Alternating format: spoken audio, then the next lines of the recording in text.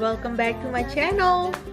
I am so excited to introduce to you another recipe that is so simple to make, but at the same time it's delicious, great quick lunch. So since the pandemic we were working from home, and so it's just, you know, easier to cook lunch at home and all. But then when recently my husband has to go back to work like once a week, and I have to make lunch for him because the cafeteria is not open. So what he asked me to make for him all the time is Gimbap. It's the Korean rice roll, and he likes it because it's delicious. It's not as messy. It's easy to eat at the office, and so I make it every week for him to go to work, and he doesn't get bored. He doesn't get sick from it, and so I just want to share the recipe with you of how I make this quick lunchbox type of food, and I hope you like it. All right, so here are all the ingredients that I use in this recipe: 2 eggs, 1 carrot, 1 small cucumber, some spinach, 2 crab sticks, 2 pieces of meat sticks. For the carb, you will need 2.5 cups of rice, depending on how much rice you eat. I would say it's closer to 3 cups of rice for 3 rolls. Like each roll can actually have like 1 whole entire cooked rice in it, but in my recipe I put about 2.5, and not too much rice, but it's just perfect balance with all the other ingredients. I use 3 seaweed wrapper over here. Additionally, I also use some salt, some chicken powder, sesame oil, sesame seeds, soy sauce, and sushi vinegar. So if you don't have sushi vinegar, you can also replace it with rice vinegar. They both work the same, but it's just that the sushi vinegar, they made for sushi, so it just, there's a little bit more flavor. But in my opinion, I would say that just using the rice vinegar is also good enough, and a little bit of salt goes so well with the rice. Okay, so now the fun part, the actual making of it. So for the salt, the vinegar, and all of that, I don't give you the exact recipe because that is actually estimated by me and it's per preference. Even the sesame oil, sesame seeds, and if you don't have it, you don't have to put it in, but I'm gonna just give you my estimated amount as I go through the entire process. But don't get hung up on the exact measurement when it comes to salt and soy sauce and all of that. My recommendation would be keep it on the less salty side, because this dish is not meant to be salty, and because everything's gonna have a little bit of salt in it, it's gonna make the entire rice very flavorful. You don't need a lot of salt in any of the ingredients at all. All right, so now let's get into the cutting part. Everything has to be sliced thin and long. Cucumber, slice it up thin like this. Carrots, shred it up if you have the shredder. The thinner, the smaller is better in my opinion, but that's gonna go into the frying pan. We had to stir fry this because raw carrots don't really go so well into the rice roll. You have to kind of cook it a little bit, so I cook it in hot oil for just about a few minutes.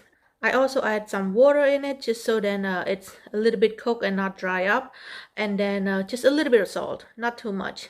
And then once it's all dry up, you know that the carrot is all good and done, and that's it for the carrot. Just leave it aside with the cucumber. The same thing as the crab sticks and meat stick, just slice long and thin. Spinach. So if you don't have spinach, you can also skip this part. I don't always stock up spinach. They go bad fast, right? But spinach is so good, so healthy, and it adds great flavor into the roll because it's green. I like greens. So it's just so delicious. But spinach you have to cook in boiling water for a few minutes. Add just a little bit of salt as well, just to cook it nice and clean with a little bit of flavor, and then wash it away with regular water. Make sure the water is all out. I like to squeeze it and make sure that it's no more water left. And that's when I add additional flavor to the spinach, such as the sesame oil, sesame seed, and just a little bit of soy sauce. And you can taste it out too. Like, you taste it out first and see if you like it. Is it salty enough for you, for your preference? But for me, I like it not too salty. So the soy sauce and the sesame oil, just to add more flavor, but not really necessary to be salty. For the eggs, beat it up. I also add a little bit of chicken powder, again, just to balance it out, a little bit of flavor, but not too much. And then fry it for about a minute.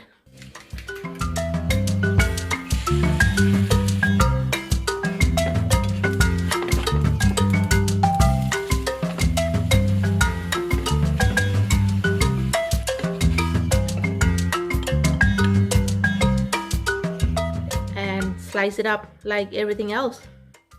And there you have it. The sliced up eggs, the carrots, the cucumber, the spinach, crab sticks, and also meat sticks. All right, so now let's get into the rice. My favorite part, I think rice makes such a big difference. Freshly cooked, still hot rice is better than the old rice. Okay, make sure it's freshly cooked, still hot, still warm, still steaming.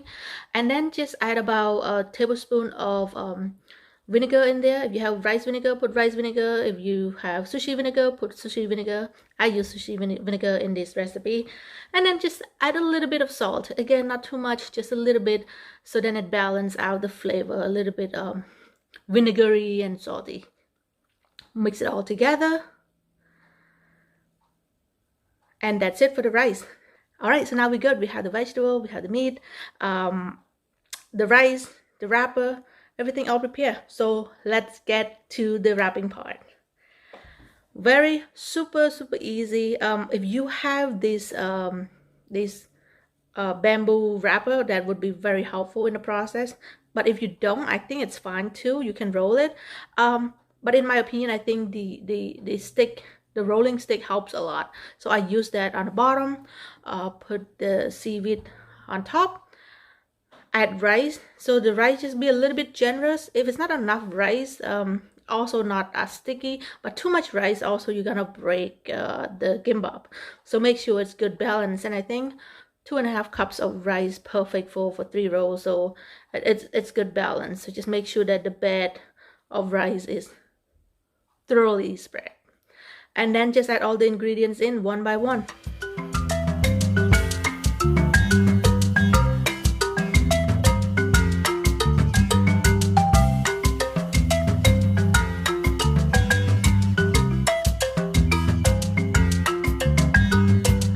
All right, and then wrap it up. Roll it. Perfect.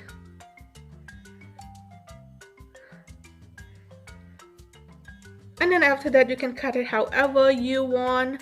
Some people like to cut it up and stack it up. It's perfect. It goes into the lunch box.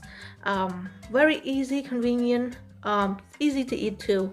And then that's it. That's all you need to do to have this delicious and beautiful, good-looking kimbap. Alright, I hope you enjoyed today's recipe. If you have any comments, suggestions, or questions, feel free to leave them in the comment box below. Thank you for tuning in and watching today's recipe. I hope you enjoy it, and I will see you in the next video. Bye-bye!